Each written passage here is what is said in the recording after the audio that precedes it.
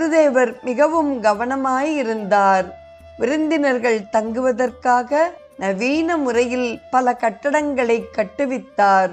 வெகு தூரத்தில் இருந்து தங்களது சேமிப்பு முழுவதையும் செலவழித்து தம்மை காண வரும் பக்தர்களுக்கு இத்தகைய வசதிகளை செய்து கொடுப்பது தம்முடைய கடமை என்று அவர் கருதினார்.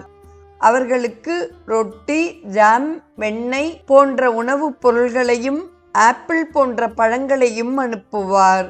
நியூயார்க், பாரிஸ், லண்டன், மெல்போர்ன் போன்ற உலகின் பல பகுதிகளில் இருந்தும் வந்துள்ள பக்தர்கள் ஆசிரம நடைமுறையை பின்பற்றுதல் இயலாது என்பதை அறிந்த குருதேவர் அவர்களுக்காக பிரத்யேகமாக அருகாமையில் உள்ள காட்டுப் பகுதிகளில் ஆன்மீக முகாம் நடத்தி அதில் பங்கு கொள்வார்.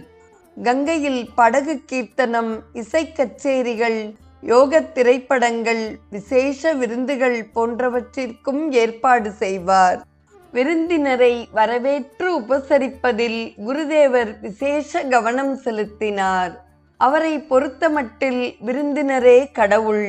அவர்களை நன்கு உபசரிப்பதே உண்மை சமயமாகும். அவரை எவராவது மாலை 5 மணிக்கு